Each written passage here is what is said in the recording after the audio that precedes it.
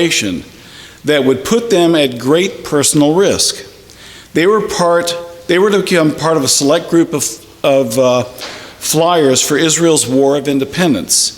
They would come to be known as Israelis Mechalniks, from the Hebrew acronym for Mitnatev Chutz Le'aretz, meaning volunteers from outside the land of Israel. You may remember reading their little-known story in our B'nai B'rith magazine in the fall of 2012. I think many of you may have copies of this. Now, the noted documentary filmmaker Nancy Spielberg has produced Above and Beyond, a widely praised documentary on the Michal Airmen.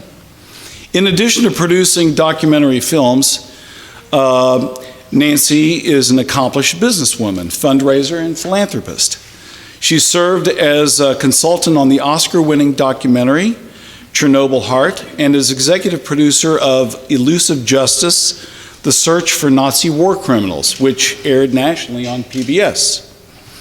Nancy grew up surrounded by the film industry, where she worked on some guy's early films. I don't know, some guy, Steve, something.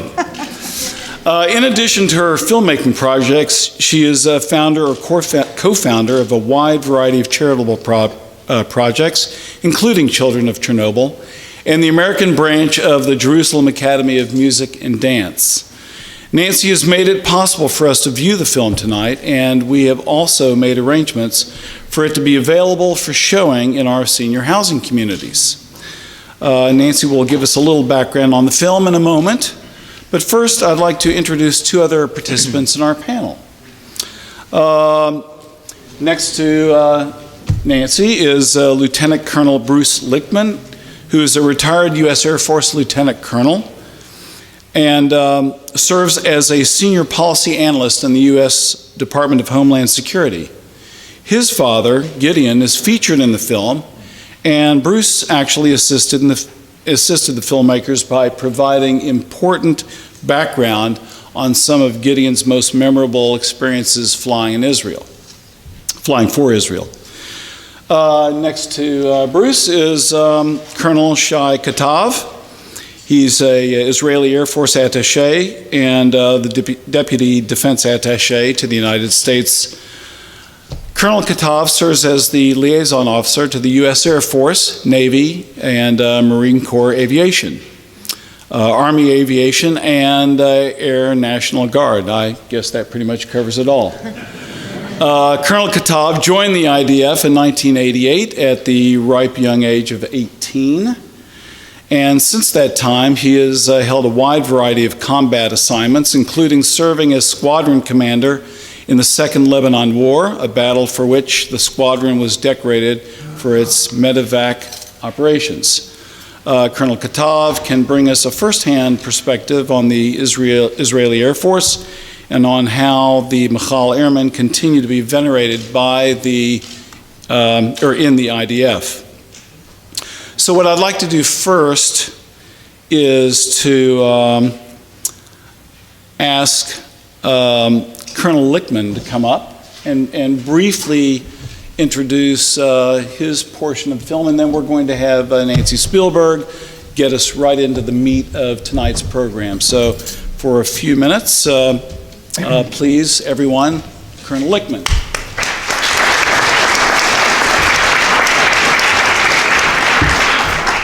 Thank you. Good evening. Thanks for coming. I'm going to try to be brief here, but I'm Bruce Lichtman. My father, Giddy Lichtman, was one of the Michal pilots, is, I guess, one of the Michal pilots featured in Above and Beyond. Once the movie starts, there are a lot of guys, and it's hard to keep track of who's who exactly, but I'll just tell you that my dad is the one who Nancy Spielberg now refers to as Bad Grandpa. So you'll know what that means when you see it. Now, as Charles mentioned, I'm not formally associated with the movie. I just made sure my dad got to the interview, and I suggested some topics for Nancy and Roberta Grossman to ask. What I'm going to do in the next 5 minutes or so is just give you give you the inside story on some of the stuff that happened to my dad before he got to Israel and after that sort of stuff. So I'm going to give you some stuff that the regular moviegoer doesn't see. When the movie starts, shortly after the movie starts, many of the Machal pilots explain that they didn't come from particularly Jewish homes. They were not particularly observant. I'll tell you that was not the case with my dad. My dad's father was a Hebrew school principal, his mom was a Hebrew school teacher, and even his sister was a Hebrew school teacher. So just to give you some background on where he came from, you know, my grandfather came to the United States in 1913. By 1918, he was in the United States Army during World War I.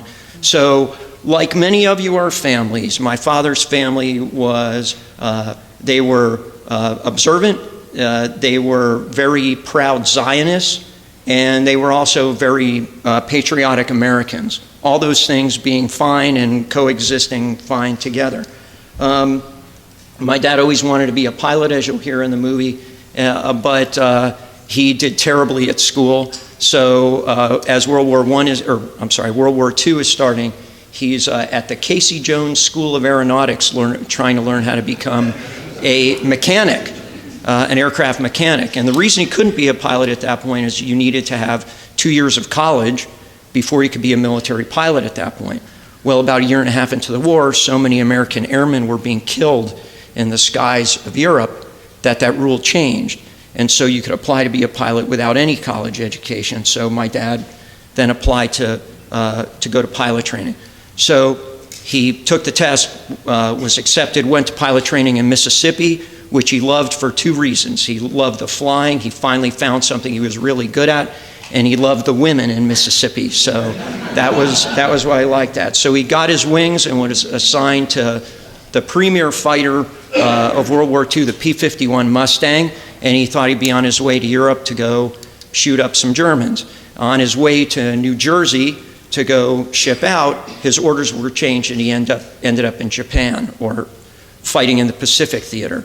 So just to move forward quickly, the end of the war sees my dad flying his P-51 in fighter sweep missions. He was stationed at Aishima in Japan. He's flying his P-51 in these big squadron-sized formations, flying fighter sweep missions and defending the B-29 bombers. And this was the era when guys would paint nose art on their airplanes, and some of them were named after their girlfriends or their wives, and Hot Susie and Bitchin' Betty and things of that nature were on the noses. Well, my dad was so young he didn't have a girlfriend at the time, so he painted his sister's name on his P-51. So if you look in the movie, there's a close-up of my dad during World War II, and you can see standing in front of his airplane, which is named Tova. So flying over Japan, there was a, go figure, a P-51 named Tova. So the war ends, World War II ends, my dad gets out of the military or off of active duty, but he stays in the Air Force Reserve. So he's going to college as 1948 dawns.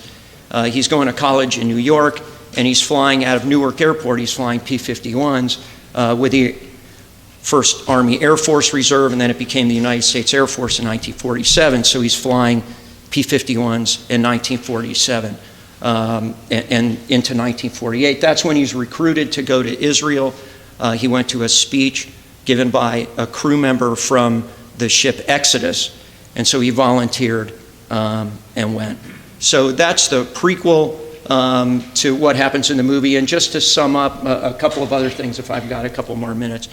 Into the movie, my dad talks about his first air-to-air kill in Israel, shooting down the first Egyptian fighter that the Israeli Air Force shot down. Actually, 2 bombers had been shot down before that by Madi Alon, who was a squadron commander. But he got the first fighter kill, and just as Shai will know, and as you will probably know, it was the first of many fighters shot down by the Israeli Air Force, so over the years. So that's the prequel. I'll just leave you with that, and I'll just say after the war, my dad did a lot of different things, became a test pilot, and some other things which you'll see in the movie. And so I'll leave it at that. I hope you enjoy the movie. I will just finish with this one last statement, which is, you know, these guys were a special breed. They really were. And as for my dad, as Nancy knows from talking to him, my dad is sort of a crazy man, but he's the kind of guy who between wars, you want to sort of put them in frozen, stasis and isolation, freeze them in a block of ice and just thaw them out, chip them out when you have a war, and then put them back in. So that's my dad, but he's a true patriot in two countries, and I love him very much. So.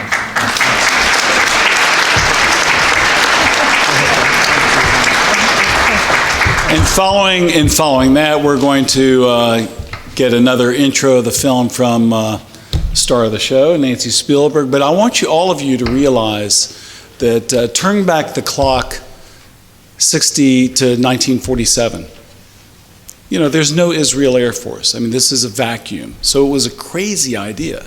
So imagine these guys getting a phone call saying, come join something. So anyway, with that, I'm going to let Nancy fill us in. Thanks. Thank you so much. First of all, I want to tell you that Giddy earned the title Bad Grandpa. So, I didn't sort of make it up. I think somebody must have called him Bad Grandpa before, and I love him too. I really do. I think I fell in love with... I say I have a lot of 90-plus-year-old boyfriends. My husband's not too jealous, so it's okay.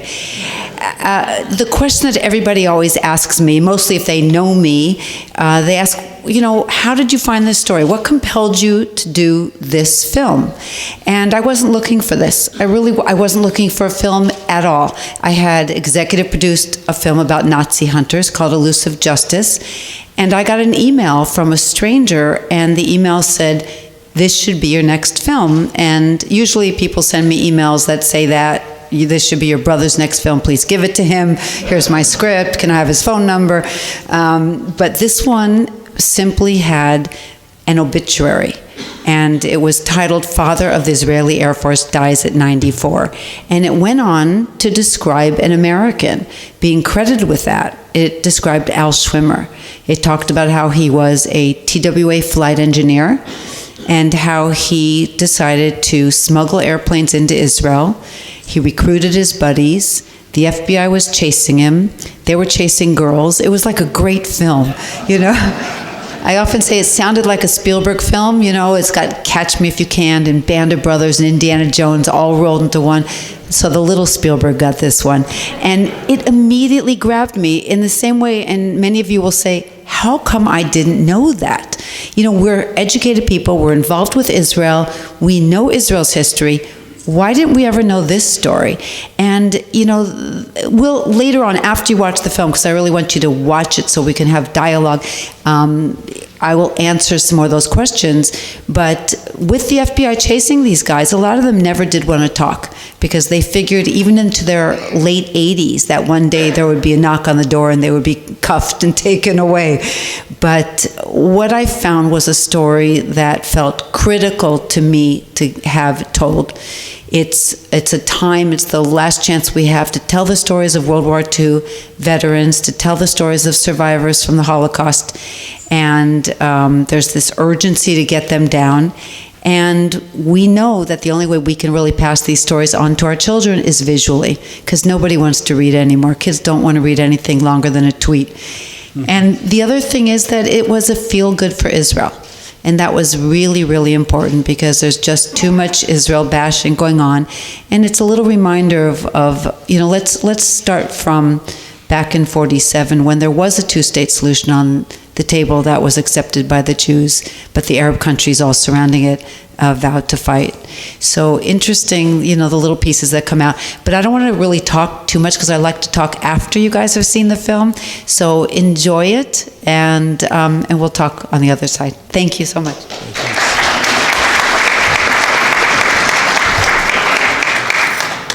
Delighted that we have Air Force veteran from World War II, Art Fenton, here tonight. Art, Where is he?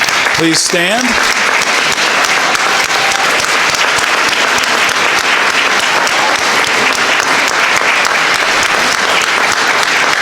And we have other veterans. I know Kent Shiner, U.S. Marine. Please, Kent, former president, honorary president of B'nai B'rith. And if there are any other veterans, we would invite you please to stand. and be recognized. Thank you. Thank you very much. Now let's take questions for the panelists. Anyone, please have a question. All right, well, I will start. Okay, Bruce, go ahead. First of all, that was, to say it was incredible. It's not letting me put a good enough words to it. Thank you. Thank you. To say that was incredible would be minimizing it. It was just extremely moving. My question is, how can people like me get that to show it to other people in my house as I fundraise for Israel Bonds and B'nai B'rith and other great ideas? But it was amazing. Thank you so much. I am thrilled to say that the film just started on Netflix, and it is on iTunes and Amazon, and you can even buy DVDs. These days, nobody wants DVDs. No distributor wants to make DVDs of any film because, you know, a lot of people don't use DVDs except for our age. We like to hold something we don't want to stream. So, and in the DVDs and on the iTunes, there are extras. There's some other interviews that the guys, there are stories that they felt they needed to tell us, even if we didn't ask about them. So it's, and there's a couple of other guys. There's a story about one guy, Trig Messing, who was not Jewish. He was from Chicago, but Danish descent. And he volunteered, and he fell in love with an Israeli girl, and he decided to convert. And the funny story about him is all the pilots remember this because he had a bris, I think at Ramat Daviv Air Base. And I think just when they drew blood, he screamed out, "Jesus Christ." So.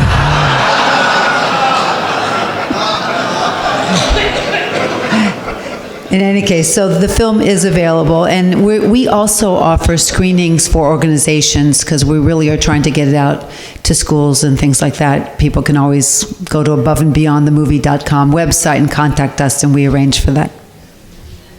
Next question. All right, well, let me ask a question while we're waiting.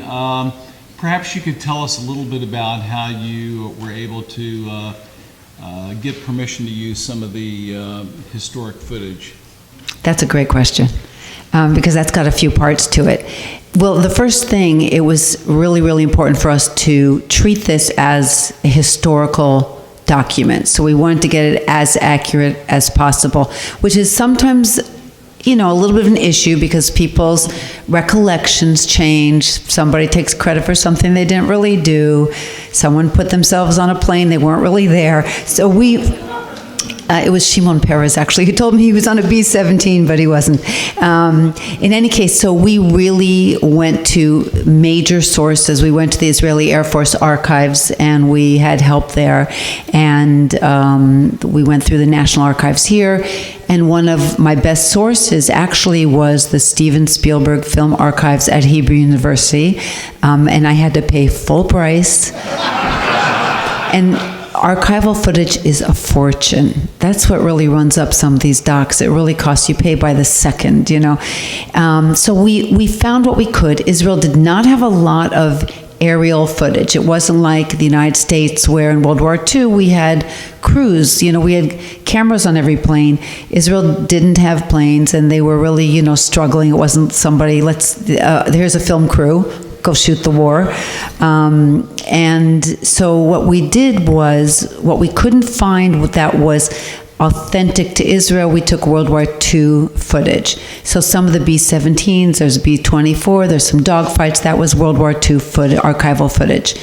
And then we went and we filmed recreations. So we went to the Imperial War Museum in Duxford in the UK, and we hired 2 planes. We hired a Messerschmitt. Wait, there's a lot of pilots here, so I'll fess up. It's not really a Messerschmitt, it was a Spanish Avia. And the only reason why I'm saying that is I get called out by pilots that said, you know, I counted the blades and, you know, that wasn't a Messerschmitt. But I think I would have passed that one, right? In any case, we had a Messerschmitt and a Spitfire. And we only flew the Messerschmitt because I didn't have enough money to fly the Spitfire. And though I just told you I didn't fly the Spitfire, but the final scene is Dani Shapira and those 12 Spitfires flying into Israel. So that's where I called somebody I knew in Hollywood. I mean, I know a couple people. In this case, I knew we needed to do CGI, computer-generated imaging, which is fancy animation. And I hate it. And if it looks bad, it looks horrible. And people who are pilots that have seen Pearl Harbor or Red Tails, they all complain about the flying sequences that are done by animation. But I knew that I wanted the best, and the best in my opinion is George Lucas's company, Industrial Light and Magic. So I had, the budget for the Beetle, not the Bentley. So I started to drink heavily. And after a really big glass of wine, I wrote an email to Kathy Kennedy, the head of Lucasfilms, and she was producing with my brother for years. In fact, she started as my brother's secretary. So I sort of knew her for a long time, and I just got all my chutzpah up, and I said, this is what I'm doing, and I want ILM to do my CGI work, and by the way, I have no money to pay you, and I just hit send quick before I could think twice about and think about that bridge I just burned. And the next day I got an email from the head of ILM, and she said, we love this project. We want to do it. It's our slow season. We do pro bono. What do you want? And then I gave him a long list of what I wanted. But what was really interesting is I knew nothing about CGI, nor did Roberta Grossman, my director. We were more into the filmmaking, which is sort of the documentaries where you're really talking to people and you're taking you don't use that fake stuff. But in this case, we really wanted people to be lifted into the skies. We knew we needed a little crutch. So we're sitting in San Francisco with about 12 computer geeks around the table, and I don't understand a word that they're saying. I've got my phone under the table Googling definition of, because they're having conversations that were over my head. But we took all that. We took the recreations, we took the animation, and we sort of schmutzed it up. So it looked like it was somebody's archival footage or home movies. So, you could follow the guys in their tales of, what went on in the sky. That was fun. Yes? We could ask Colonel Katav to make some comments about two areas. One is, of course, the current state of the Israeli Air Force in terms of size and so on, and also to the men and women in the Israeli Air Force today.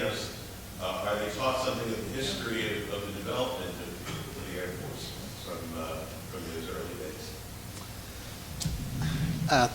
Thank you for asking. I'll start with the second question. The chief of the Israeli Air Force, General Eshel, just met Nancy a couple of months ago. And after watching this movie, he ordered that all the airmen in the Air Force will see and watch this movie from now on.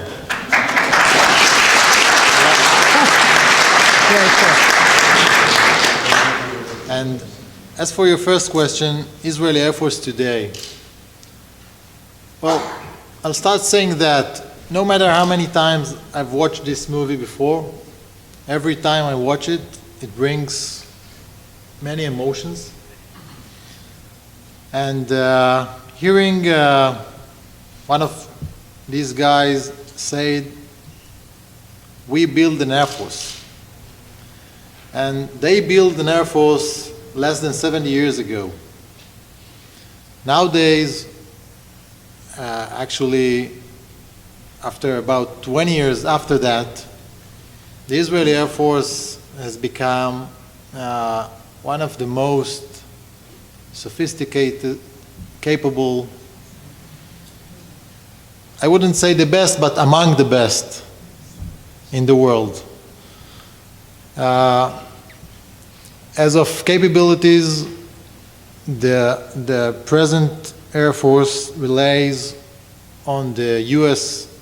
Airplanes and munitions and technology. So it is among the most advanced in the world, of course in our region, which is very important. U.S. up to these days adequately maintain the what is called the QME, the qualitative military edge of Israel. It keeps doing it so as far as we see. We are very proud in our Air Force. In every test that we have to prove our capabilities, we believe that we stood quite well. We take it as the tip of the spear of the IDF.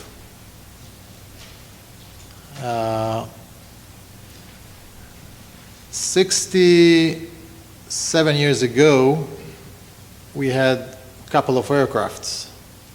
It was, you couldn't call it an Air Force. These days, we have, I think, the largest Air Force in the region. At least at the close proximity. Lebanon, Syria, Jordan, even Egypt. We outnumbered them all. That's quite a change. We are not in 48 anymore.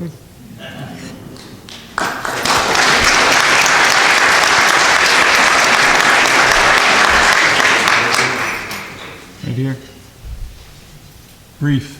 Nancy, about 50 years ago, I saw a movie about a famous American volunteer who portrayed Mickey Marcus. So I was surprised you didn't mention anything, although I did see in the credits Kirk Douglas's name. Right. You want to tell us about that? Yeah, Cast a Giant Shadow was the name of the movie. And it was about Mickey Marcus, who was an American volunteer who was actually killed by friendly fire. And that's why Kirk gave me money. Kirk Douglas felt it was a very moving time, a role that he really connected to with his Jewish roots. And in fact, he started telling me the whole speech in Hebrew he learned when he was over in Israel filming. I stayed mostly with the pilots, and Mickey Marcus wasn't a pilot. And I'm sad that I could not share. There were thousands of volunteers, and the ground forces were critical, the mechanics were critical. I mean, the mechanics had a crazy job because they had to take those few planes and keep them airworthy. They didn't have parts. So there were so many other pieces I wish I could have explored and glorified. The non-Jews, there were 20% weren't even Jewish that went. So unfortunately, pilots are the sexy dudes. That's what makes the better movie. Sorry. All right, in the back. I learned a lot from this movie. One of the things that surprised me, I think, was the importance of the role of Czechoslovakia in equipment and training. Is this new information, or has this been known all along? Should I answer that? It's been known In Israel, at least. in Israel a long time. It's not new. We had, even as a kid, I was familiar with a Czech rifle that was that their civilian guard was equipped with it up to the 70s. So that's not new. Along the embargo, as mentioned in the movie, Czechoslovakia was among the only countries that were willing to sell or transport any military equipment to Israel. Bill? Did some of these pilots and other volunteers also participate in the 1967 war? Danny Shapira. Moti Hod, that was mentioned, was the chief of the Air Force along 67 war. Asa Weitzman, as far as I remember, he flew in 56 in the Sinai campaign. Those are the names that I remember now. First of all, congratulations for this fantastic document. Really, it's really outstanding. My question, is it or is it going to be subtitled in Spanish? I guess that the Latin Americans will really want to see it. Right. Well, we actually do have on the iTunes, I think the language and on the DVD, you can choose Spanish, French, Russian, English, Arabic, Hebrew. You know, that the Latin communities, the Spanish, I'm thinking more of Latin America more than Spain, that they're very, very tight Jewish communities. I've gotten requests from Costa Rica and from Peru and from Chile to show the film down there. And I was in Brazil and showed the film there as well. And it was a very, very strong response. About 800 people showed up. So I think it's really important. It helps keep that Jewish pride strong, mostly if you're in tough times. Thank you. I come from Uruguay, and I can assure you that our community will just love to see this. Great, great, great. Oh, sure, go ahead. In the movie, it showed pilots learning to fly very quickly. How long does it really take to learn how to fly? Pilot training normally takes about a year to go from nothing to a pilot. It takes about 12 months. It's intensive training. Then you spend about another, for me, it was about 9 months learning to fly your particular airplane.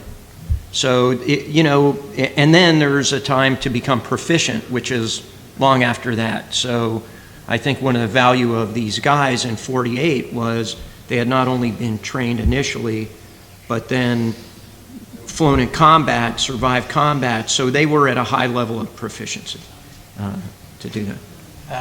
That's an opportunity for me to share with you how it looks like these days in the Israeli Air Force. Flight school in Israel, which is kind of Air Force Academy, but not exactly. When young men and women join the Air Force and pass all the tests and screenings, they have to go through a 3-year flight course, which of course incorporates academic studies and military training, basic training and stuff. They, along this, the flight school, they fly for about a year, a total of a year. And then they have another year to be qualified as actual operational pilots.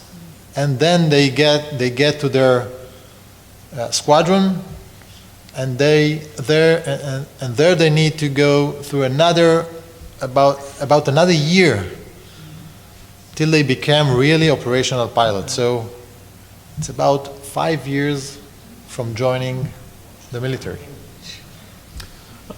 Bruce, I was wondering if you would share with the audience a little bit of your insight about the personality of your dad. I imagine you've watched this movie a few times, and but each time you watch it, what is sort of your gut personal instinct as to what you see in that man you called your dad? Okay, I'll tell you this.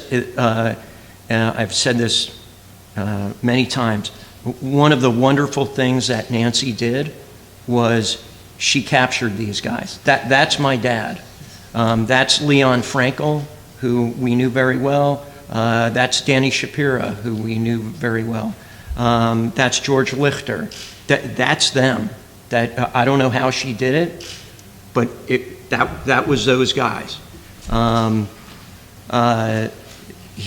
I will say this also, I'll just tell you a quick story. They all had sort of that personality. They were sort of guys who loved the adventure. They were absolutely committed to it. But it seems like they all loved the excitement. And if you think my dad was the only guy who sort of acted like that, I'll just tell you a quick story, which was when I was growing up. You'll remember in the 60s, if you were to call from Israel to the United States or vice versa, the phone Col was, wasn't clear. It was sort of staticky. So, I'm 8, 9 years old, growing up, in the 60s, and the phone rings, and these guys had a standard greeting, by the way. I have to go back. When they would talk to each other on the phone, whether it was Ezer Weitzman or Benny Peled, who was also an Air Force commander, any of these guys who knew each other, and they would talk to each other on the phone, the greeting was not hello, it was like, Giddy, you old bastard, or Benny, you old bastard. So I knew my dad was talking to the guys in Israel, because that's how it would start. So frequently, because of the staticky lines, I'm 9, 7, 8 years old, I'd pick up the phone and go, hello, and I'd hear, Giddy, you old bastard, and I'd have to say, no, it's Bruce, and then they go, oh, I'm sorry, this is Ezer, I want to talk to your father. I said, but the personality was not just my dad, it was all those guys. So Nancy, do you want to pipe in as to how do you capture that? How do you drill down to the core of these personalities? Yeah, I think we were actually incredibly lucky, because when we went to film the interviews, when we first started to make the film and I was raising money, Roberta Grossman, the director, turned to me and said, we don't have time to raise money. Every day somebody's dying, somebody's sick, somebody's memory is gone. So usually when you're doing a documentary, you first write a script. Not that you tell them what to say, but just how you're going to lay out your story. We didn't have time to do anything. We literally jumped on a plane with a list of questions. We were writing the questions while we were flying to the interviews. And as we started to ask the questions, every guy we spoke to led the story. They really made the movie. And at one point, I know somebody didn't say something clearly, so we said, would you please say blah, blah, blah? And they said no. So someone said to me, did you script them? I said, are you kidding? I couldn't get them. They said what they wanted to say. In fact, a couple times Bruce tried to shut his father up, because we have another version of the film that has some other stories in it. But we're not sharing that one.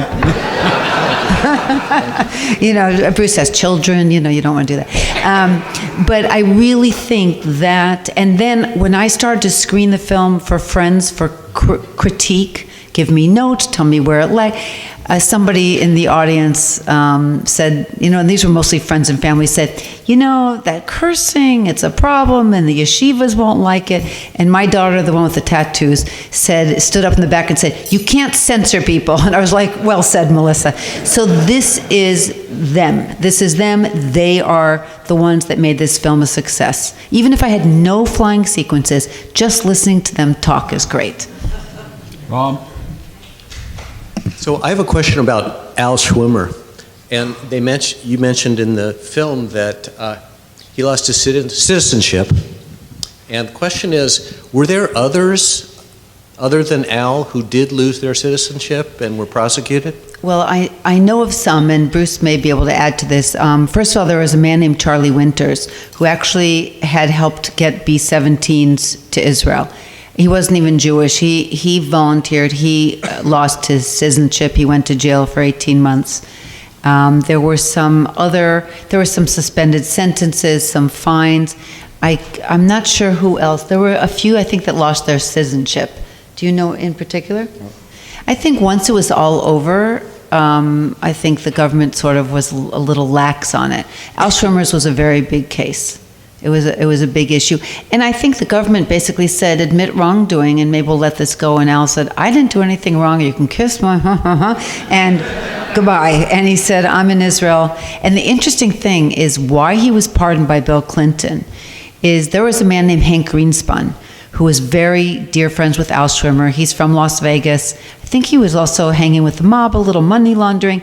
And Hank helped secure weapons. He stole a bunch of weapons and ammunition from a naval base in Hawaii. He hijacked a boat. Anyway, he was crazy. But he had said to his son, Brian, who's the family's in Las Vegas, they own the Las Vegas Sun, and he said, always take care of my friend Al Schwimmer. And Brian was college roommates with Bill Clinton. So he brought it up to Bill. And at one point when Bill Clinton was in Israel, for some reason, Al said, I want to thank him personally. But Al Schwimmer was very camera shy. You know, he was sort of a low key kind of guy. He did big things. So when Clinton was done speaking, they brought him around back where Al was waiting, just to shake his hand and to thank him personally. First of all, congratulations for this. I rescue the value of documentary for showing the new generations part of the story and part of the incredible stories. Sorry, my repetition. But this reminds me another documentary. I think you were aware of that, or you were involved in the Israeli astronaut. I know that I don't know if you know that, but that documentary was so moving as well. Oh, right. Because it gives not only survivor type of things, but the astronaut, the first Israeli astronaut, right, shows a more general common for the humanity. So I know that there are some restrictions of that documentary. We showed that in Uruguay and Argentina. Right. But it was so moving, and a lot of symbolism. So again, congratulations for this type of tools. Thank you. Let's Thank call you so it. much. Very quickly, we've all seen Above and Beyond now. Those that were our original Israeli Air Force, how did they react when they saw themselves on the screen? That was probably the highlight for me, is watching these guys, in fact, watching their family watch their fathers and grandfathers on the screen. They were incredibly grateful. Incredibly grateful. The only one that didn't see the film was George Lichter, who passed away. 4 of the guys have died since we filmed. George Coleman, Lou Lenart, and Leon Frankel died about a month ago. So, you know, that was, I think they so appreciated finally getting recognized. And on the other flip side is showing it to the Israelis. I was most afraid of that. That was the scariest audience for me. The first time I showed it was in Jerusalem, June 1st of last summer. And the commander, Esho, was there, and Donnie Shapiro, and all these guys were there, not all of them, but a lot of them were there, and current 101 pilots, young guys, and past commanders, Bodinger and others. And I thought, oy, they're going to say how I screwed up their history. What was this little girl doing? And instead, they were so nostalgic and proud and embracing it. So I dodged a bullet. Thank you. Great. Yes.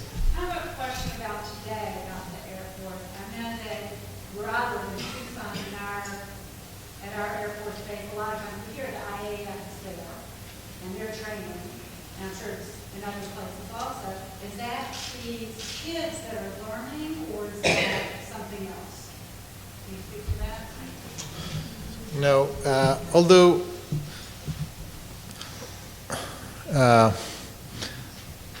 all of our pilots learn to fly in Israel. We have many exercises that we do in the U.S. with the U.S. Air Force or other services, aviations. This week I came back from this Friday I came back from Mississippi. There was a 2 weeks exercise managed by the Air National Guard, where Israeli Air Force took part in this exercise. About 3 months ago, you probably read in the newspaper, there was a red flag. That's the flagship exercise of the U.S. Air Force, and there were about a dozen Israeli F-15 taking part on that. So that's common practice.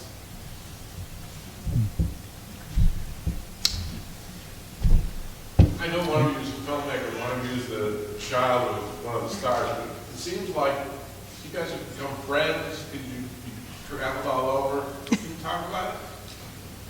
Well, I don't know how Bruce feels. You know what? I feel connected to the families. I really feel that we're all sort of, I mean, I fell in love with his dad, and I feel like they're fathers of mine in many ways, and so we sort of connected, like, I feel like we're relatives, like we're cousins. Except nobody's sending me birthday presents. All right, with June 7th. Oh, go ahead. Ross? I have a Ross? question for you. What is your next project? What is my next project? I actually am working on 2 documentaries. One of them is called Who Will Write Our History, and Roberta Grossman, the director, is directing and producing it. And it is the story of the secret buried archives that came out of the Warsaw Ghetto. There was a group that saw the writing on the wall, and they realized that if they did not document what was going on, they probably wouldn't survive it. The Germans would be rewriting history. So they wrote diaries, they amassed all kinds of information about life and death and early accounts of what was going on in the camps, and they buried it in milk cans and tin boxes. And after the war, 3 people survived and went back in the rubble to try to find this cellar where they buried it. They found 2 of the areas. One is still buried. So we're telling that. It's most because nobody's left alive now on that. And then we're doing another film with an Israeli director, Dani Menken, which is about an infamous basketball game, 1977 Maccabi Tel Aviv against the Russians. When Russia refused to recognize Israel, Maccabi Tel Aviv was not a great team, but some Americans came and joined it. They started to get better and better, and Russia, that refused to recognize Israel, suddenly was pitted against Israel, and Israel won. So it's like Miracle on Ice, but Miracle on Hardwood. So, and it was really a time when Israel needed a lift after the Yom Kippur War. So those, and I am also working on the feature film of Above and Beyond, but that'll take a few years, and we'll hope that happens. We'll make Seth will have our last question. This will be our last question, and we'll break. Oh, thank you for that. First, Colonel Lichtman, thank you for your service.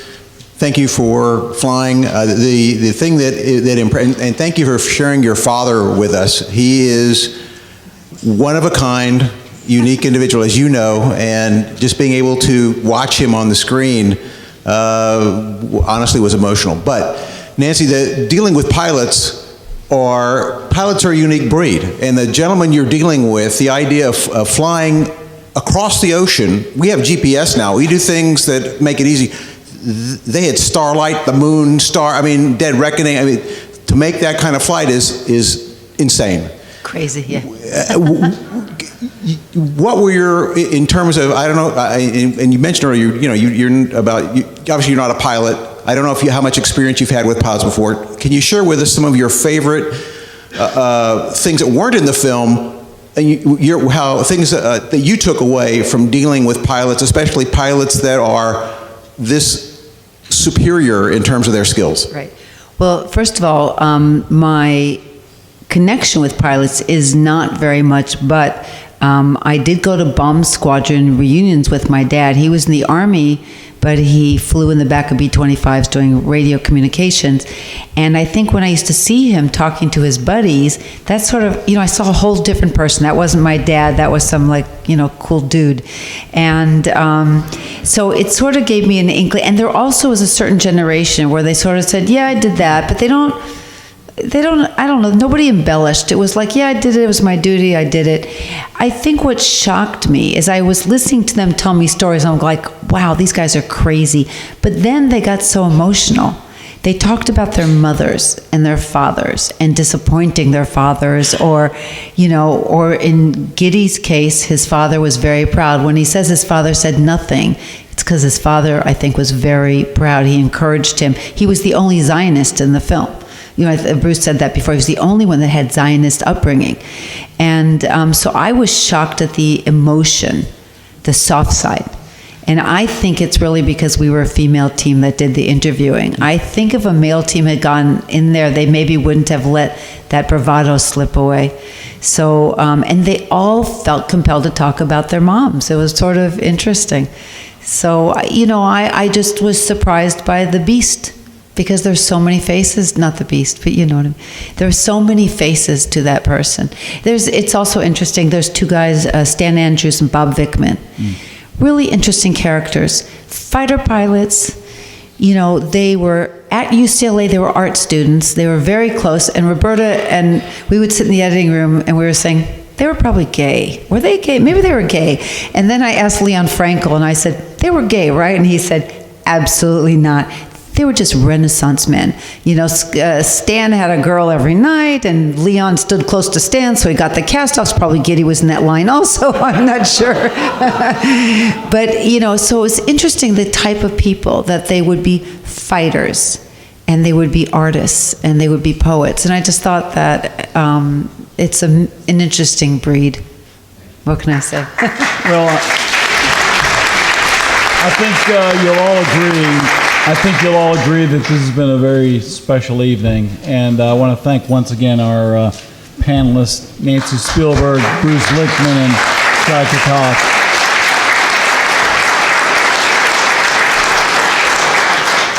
I've got just a little bit of housekeeping. The president's reception will begin immediately afterwards.